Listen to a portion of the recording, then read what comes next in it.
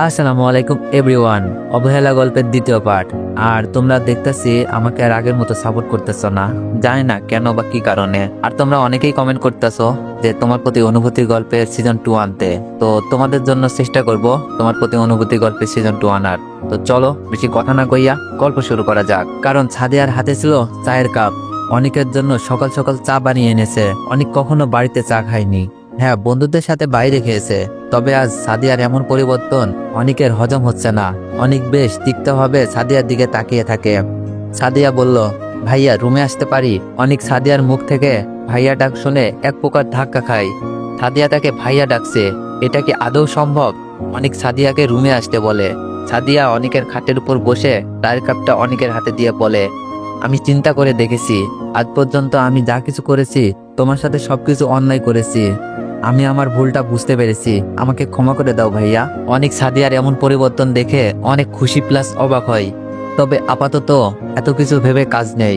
বোনটা তার ভুল বুঝতে পেরেছে, এটাই অনেক। অনেক সাদিয়ার মাথায় হাত বুলিয়ে বলে, ধুর পাগলি, ভাইয়ের কাছে বোনের জন্য কোনোদিন রাগ থাকে না। আর তুই আমার ছোট বোন, আমি তোকে আগেই মাফ করে দিয়েছি। অনেকের কথায় সাদিয়া অনেক খুশি হয়। অনেককে ফ্রেশ হয়ে আসতে বলে। আজ থেকে বুয়া এসেছে, সব কাজ করবে। সে তার মায়ের সাথে এগুলো নিয়ে অনেক তর্ক করেছে। আর ফ্রেশ হয়ে একসাথে নাস্তা করার কথা বলে গেল। অনেক খুশিতে ফ্রেশ হয়ে নিচে গিয়ে দেখে সাদিয়া তার জন্য অপেক্ষা করতেছে। আর রাধিকা বেগম নিজের মতো করে বসে আছে। অনেক আস্তে আস্তে গিয়ে টেবিলে বসে। রাধিকা বেগম একবার অনেকের দিকে তাকিয়ে আবার চোখ ফিরিয়ে নেয়। অনেক, আজ থেকে বাড়ির কোনো কাজ তোর করতে হবে না। আমার মেয়ের জন্য তোকে আমি ছাড় দিচ্ছি, নিজের মতো করে চলতে পারবি। রাধিকা বেগমের কথায় অনেক অনেক খুশি হয়। আজ সব সম্ভব হয়েছে বোনটার জন্য। মনে মনে সাদিয়াকে অনেক ধন্যবাদ দেয়। সাদিয়া খেয়ে কলেজে চলে যায়। আর অনেকও বাড়ি থেকে স্বাভাবিকভাবে বের হয়ে ভার্সিটিতে চলে যায়। কালকে যেতে পারিনি, তাই আজকে আর লেট করতে চাই না। খুশি হবার হয়ে নে, অতি তাড়াতাড়ি তোর কপালে অমাবস্যা নেমে আসবে, তখন কেঁদে কুল পাবি না। এভাবে বেশ কিছুদিন চলে যায়। রাধিকা বেগম অনেককে কিছু বলে না। সাদিয়াও আগের থেকে অনেকের সাথে অনেকটাই ফ্রি হয়ে গিয়েছে। এখন আর অনেকের রুমে যেতে হলে পারমিশন নিতে হয় না। বিকেলের দিকে অনেক নিজের রুমে শুয়ে আছে। তখনই সাদিয়া অনেককে ডাকে। অনেক উঠে সাদিয়ার রুমে চলে যায়। গিয়ে দেখে সাদিয়া বসে আছে। অনেককে দেখে উঠে এসে দরজা বন্ধ করে দিয়ে বলে অনেককে দেখে উঠে এসে দরজা বন্ধ করে দিয়ে সাদিয়া বলে, ভাইয়া তোকে আজ কিছু বলবো, শুন। অনেক বলে, আচ্ছা বল, তবে দরজা বন্ধ করার কি আছে, এমনিই বলতে পারিস। সাদিয়া বলল, দরজা বন্ধ করে বলতে হবে, সিক্রেট। অনেক বলল, আচ্ছা বল। সাদিয়া বলল, তোর কি মনে হয় তোর সাথে এতদিন ভালো ব্যবহার মন থেকে করেছি? কখনোই না। সাদিয়া কথাগুলো বলে তার জামার হাতার দিকে কিছু অংশ টেনে ছিঁড়ে ফেলে, বুকের দিকে কিছু ছিঁড়ে ফেলে। রাধিকা বেগম আর আকরাম সাহেবকে চিল্লিয়ে ডাকতে থাকে বাঁচানোর জন্য। সাদিয়ার এমন কর্মকাণ্ড দেখে অনেক থ হয়ে দাঁড়িয়ে থাকে। সবকিছু যেন তার মাথার উপর দিয়ে যাচ্ছে। অনেকের টি শার্টটা টান দিয়ে ছিঁড়ে ফেলে সাদিয়া। তখনই দরজার পাশ থেকে আকরাম সাহেব সহ রাধিকা বেগম চিল্লাতে থাকে। সাদিয়া তড়িঘড়ি করে দরজা খুলে রাধিকা বেগমকে জড়িয়ে ধরে বলতে থাকে, আম্মু, ভাইয়া আমার সর্বনাশ করে দিতে চেয়েছিল, আমি কোনো রকম নিজেকে বাঁচিয়ে বের হয়েছি। মেয়ের এমন কান্না দেখে আকরাম সাহেব নিলয়কে কষিয়ে থাপ্পড় লাগিয়ে দেয়। বুকের মাঝে একটা লাথি দিয়ে দুই হাত পেছনে ফেলে দেয়। আকরাম সাহেব বলে, তোকে আমি আমার সন্তানের থেকেও বেশি ভালোবাসতাম, আর তুই আমার মেয়ের সর্বনাশ করতে চেয়েছিস? ছি, নিজের ওপর ঘৃণা হচ্ছে। তোকে নিজের সন্তানের থেকেও আদর স্নেহ করেছি, আজই আমার বাড়ি থেকে বের হয়ে যা। অনেক বলল, চাচু বিশ্বাস করো, আমি কিছু করিনি। সাদিয়াকে আমি আমার ছোট বোনের মতোই দেখি, বিশ্বাস করো আমাকে। আকরাম সাহেব বলল, বিশ্বাস আর তোকে? তুই আমার সব বিশ্বাস নষ্ট করে গুড়িয়ে দিয়েছিস। তোকে আমি দেখলেও নিজের ওপর ঘৃণা আসবে। এখনই বের হয়ে যা আমার বাড়ি থেকে। অনেক বুঝতে পারে এখন আর চাচ্চুকে হাজার বললেও বিশ্বাস করবে না, কারণ কোনো মেয়েই নিজের ইজ্জত নিয়ে মিথ্যা বলবে না। অনেক রুমে গিয়ে তার জিনিসপত্র নিয়ে বের হয়ে আসার সময় শুধু বলে, চাচ্চু একটা কথা কি জানো, তোমার আদর্শে আমি বড় হয়েছি। তুমি যেটা শিখিয়েছ ওটাই করে আসছি। আজ পর্যন্ত এমন কিছু করিনি যার জন্য তোমার মাথা নিচু হবে। আমি কিছু করিনি, তবে এখন হাজার বললেও বিশ্বাস করবে না। আসি। কথাগুলো বলে অনেক চলে আসে। আকরাম সাহেব অন্যদিকে তাকিয়েছিল, কারণ ছেলেটাকে তিনি অসম্ভব ভালোবাসে। কিন্তু ছেলেটা তার মেয়ের সাথে এমন করতে পারবে জানা ছিল না। কোথায় যাবে বুঝতে পারছে না অনেক। ঢাকায় যেতে হবে, ওখানে কোনো কাজকর্ম করে পড়াশোনাটা করতে হবে। তাই সে ময়মনসিংহ রেল স্টেশনে চলে আসে। প্রায় সন্ধ্যার পর একটা রেল আসে ঢাকার উদ্দেশ্যে। অনেক ওটাতেই উঠে যায়। প্রায় ফরজের আজান দিবে সময়ে ঢাকা কমলাপুর রেল স্টেশনে নামে। কমলাপুরের মতো জামজট স্টেশনটাও আজ ফাঁকা নির্জন লাগছে। কমলাপুরের মতো জামজট স্টেশনটাও আজ ফাঁকা নির্জন লাগতেছে। অনেক জানে না সে কোথায় যাবে, তবে সিদ্ধান্ত নাই এই ব্যস্ত শহরটায় যেহেতু এসেছে সংগ্রাম করে হলেও বাঁচতে হবে। হেঁটে হেঁটে একটু দূরে যেতেই দেখতে পাই কয়েকজন লোক একজনকে ধরে জোরদবস্তি করে তার থেকে টাকা নেওয়ার চেষ্টা করছে। লোকটা মিনতি করতেছে না নেওয়ার জন্য।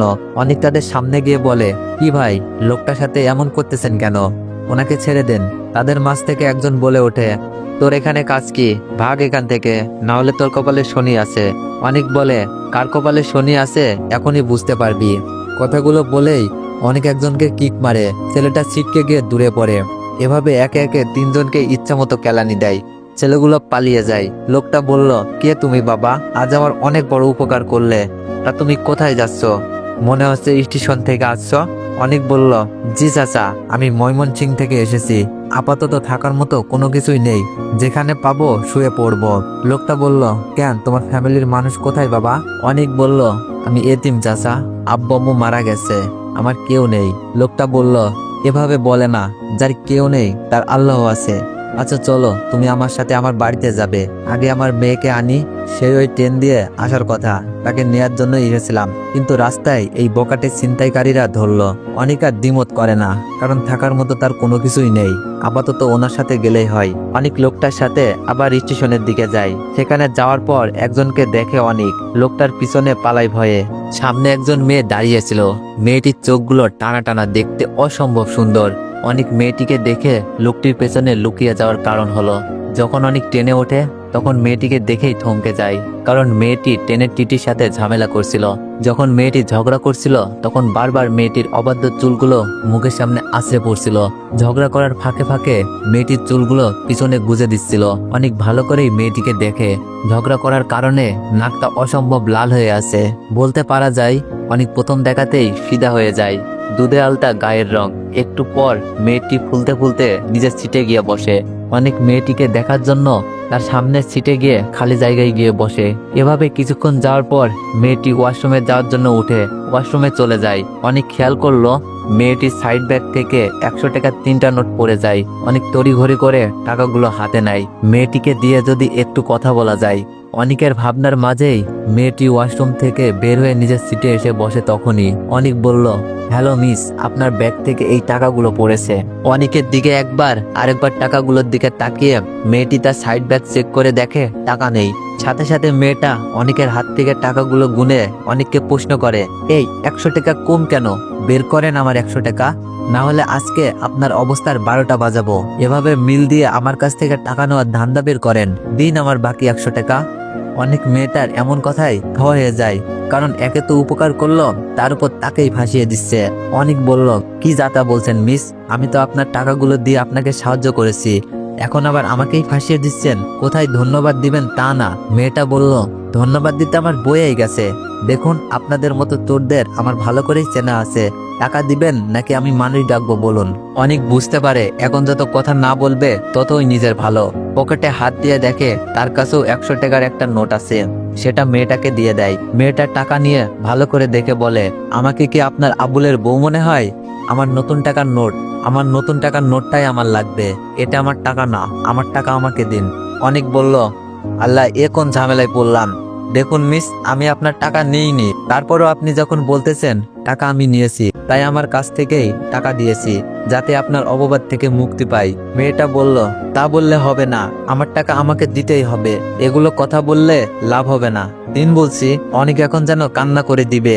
কেন দেশে পরোপকার করতে গেল, এখন নিজের টাকাও গেল, সাথে চুরির অপবাদ। উপায় না পেয়ে অনেক ট্রেনের মধ্যে দৌড় দিয়ে অন্য বগিতে চলে যায়। লোকটা বলল, কি বাবা, কোথায় হারিয়ে গেলে? অনেক লোকটার কথাই বাস্তবে ফিরে সামনে তাকিয়ে দেখে মেয়েটি কোমরে হাত দিয়ে রাগী লোকে তাকিয়ে আছে তার দিকে। অনেক শুকনো একটা হাসি দিয়ে ঢোক গেলে। লোকটি বলল, মা মায়া, আজকে এই ছেলেটার জন্যই আমি বেঁচে গেলাম। মেয়েটি বলল, কেন বাবা, কি হয়েছিল তোমার? লোকটি বলল, আর বলিস না, এখানে আসার সময় একদল ছিনতাইকারী আমাকে ধরে বসে, হাতে ছুরিও ছিল। আমার কাছে যা আছে দিতে বললে না করায় আমাকে মারতে আসছিল। তখন এই ছেলে এসে ছিনতাইকারীদেরকে মেরে আমাকে বাঁচিয়েছে। মেয়েটি বলল, এই ছেলে আপনাকে ধন্যবাদ আমার আব্বুকে বাঁচানোর জন্য, এখন যেতে পারেন। লোকটি বলল, আরে শোন, ছেলেটা আমাদের সাথে আমাদের বাড়িতে যাবে। মেয়েটি বলল, কেন আব্বু, আমাদের বাড়িতে কেন? লোকটি বলল, কারণ ছেলেটি এই প্রথম ঢাকা এসেছে আর তার কেউ ঢাকাতে থাকে না। ছেলেটি এতিম, আমার এত বড় উপকার করলো, এটা তো করতেই পারি। মেয়েটা আর কিছু বলল না, তবে একটা রাগী লোক অনিকের দিকে দিয়ে চলে যেতে থাকে সামনের দিকে। লোকটি বলল, কি বাবা, দাঁড়িয়ে রইলে কেন? চলো চলো আমাদের সাথে। অনিক আর কথা বাড়ালো না, কারণ লোকটার সাথে না গেলে সে কোথায় থাকবে তার জানা নেই। তাই অনিক কোনো দ্বিমত পোষণ করেনি। তারা একটু হাঁটার পরই বিশাল একটা বাড়ির সামনে এসে দাঁড়ায়। মেয়েটি গেটে ঢুকতেই যাবে, তখনই দারোয়ান এসে দরজা খুলে দেয়। অনিক হা করে তাকিয়ে আছে। এত বড় লোক মেয়ে কিনা ট্রেন দিয়ে চলাচল করে।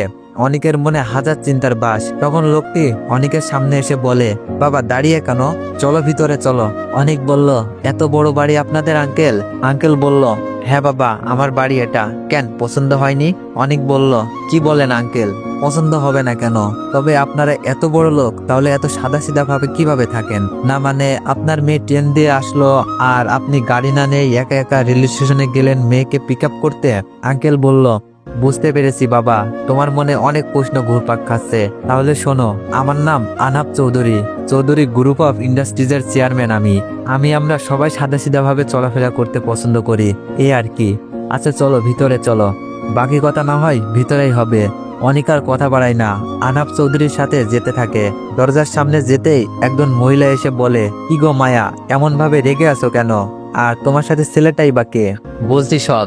তারপর আনাব চৌধুরী ওনার স্ত্রীকে সব কাহিনী খুলে বলে। আনাব চৌধুরীর স্ত্রী বলল, তাহলে তো ভালোই করেছো। আর বাবা, তোমার যতদিন মন চাই আমাদের সাথে থাকিও। এখন যাও, ফ্রেশ হয়ে আসো, আমি খাবার দিচ্ছি। এটা বলে আন্টি একজনকে ডাক দেয়।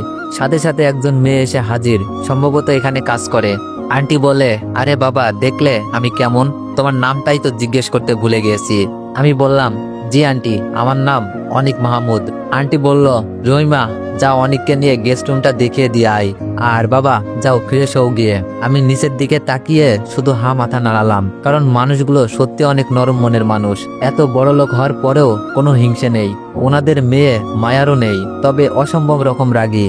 ওপর দিকে আমার চাচি আর আমার চাচাতো বোন, তাদের কথা মনে আসতেই বুক ছেড়ে একটা দীর্ঘশ্বাস বের হয়ে আসে। আমাকে রুম দেখিয়ে রহিমা চলে যায়। আমি ফ্রেশ হয়ে এসে খাটে বসতেই রহিমা আবার হাজির।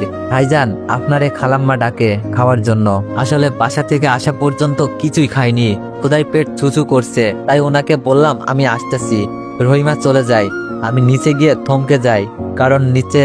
তো এভরিওয়ান, নেক্সট পার্টের জন্য অপেক্ষা করুন। আর যারা যারা চ্যানেলে নতুন আছেন সবাই একটু চ্যানেলটি সাবস্ক্রাইব করে দিয়েন। ধন্যবাদ।